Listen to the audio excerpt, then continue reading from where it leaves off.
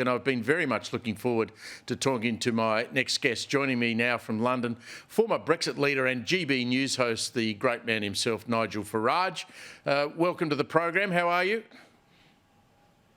Thank you. Yeah, very well indeed. Thank you.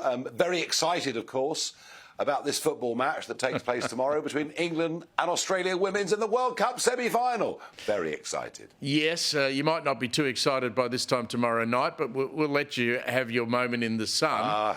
I mean, of course, we still have that little urn called the Ashes in our pocket, and the netball girls won the World Cup, and it's not been a great time for you guys, really, has it?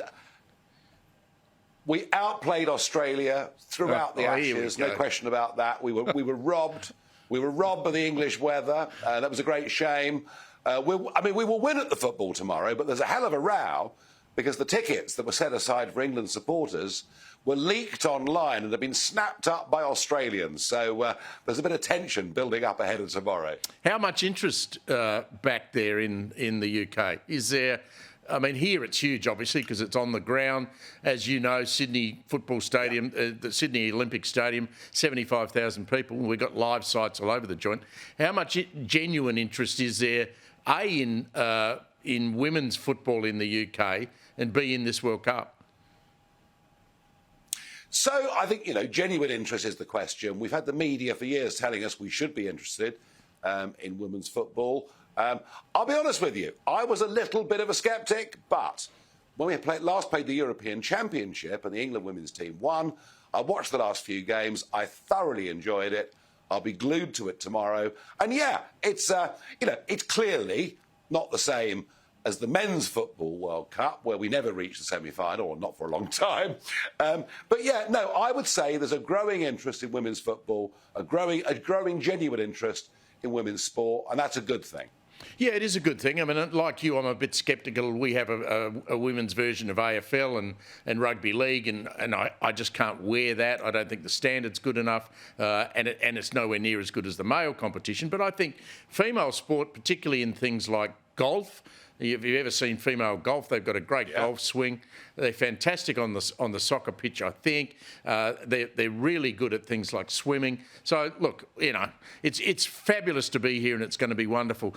Listen, I sat and watched that circus that unfolded in Georgia today. I just couldn't quite believe what I was seeing.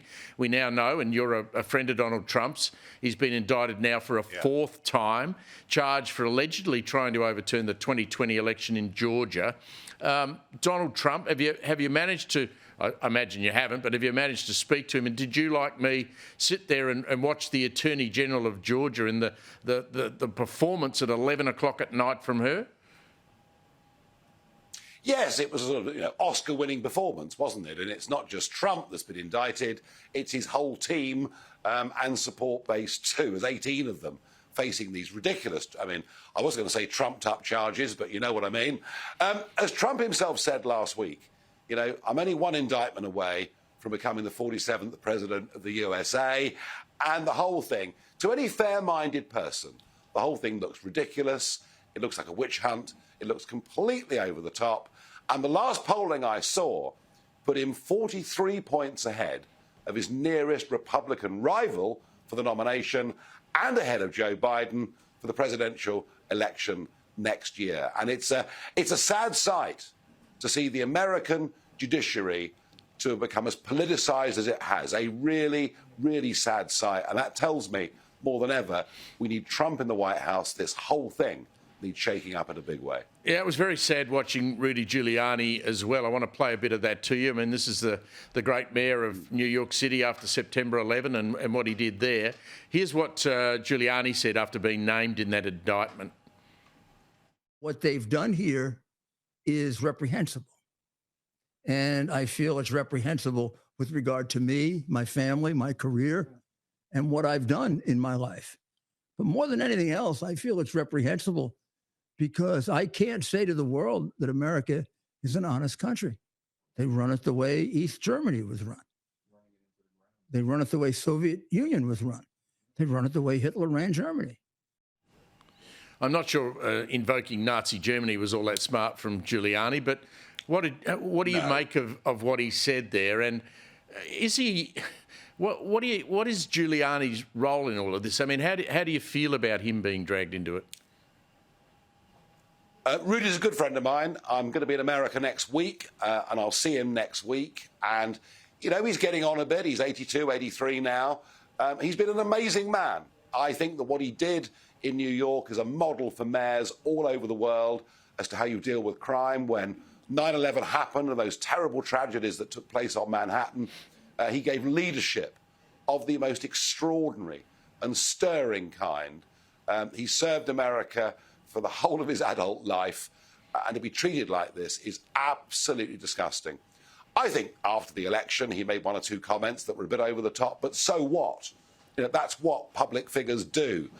You know, they make their point. They do so strongly. You're quite right.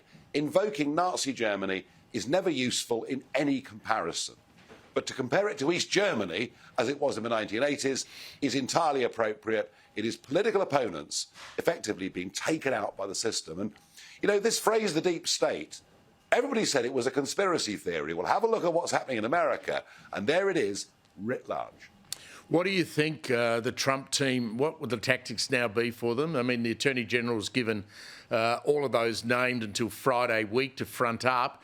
Can Donald Trump continue to mount a realistic re-election campaign, both financially in what he's now paying lawyers, which is now north of $40 million, and the time it's taken out from him in doing genuine campaigning?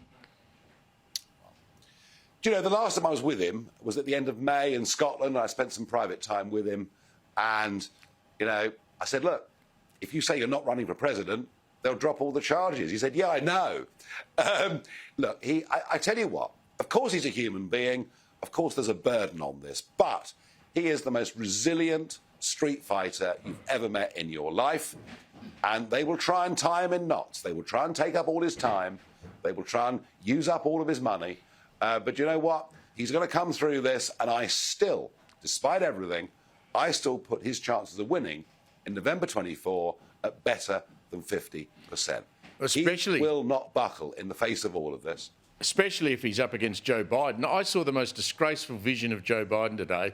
He landed in a helicopter and got out, and reporters were shouting questions to him, Nigel, about the horror that has unfolded on Maui, and he could not even express any sympathy for what now we've got more than 99 people dead and a whole town demolished. I mean, what's wrong with that man? Well, the idea was that Sleepy Joe, as Trump called him, but Joe's a sort of cuddly grandfather of the nation, a really, really nice guy. All the evidence is he's not a very nice guy at all. And I would think he must be thinking very hard about his son, Hunter Biden, who we now know has taken $20 million from Russia and countries closely associated with that, Ukraine, etc. There's now a special counsel been appointed. Do you know something? Had the truth about the Hunter Biden laptop been out in November 2020, Biden would not have won that election. It is perfectly clear. His son is involved in extremely nefarious activities. Exactly. That Biden himself played a significant hand in all of this. And I think the chickens are coming home to roost for the Biden family. I really hope so. Funny thing is, if Biden's not the candidate next year, who else have they got? And I frankly can't see anybody. Well, we'll keep a watch on it, Nigel. Thank you very much for joining us. It's been great to be with you.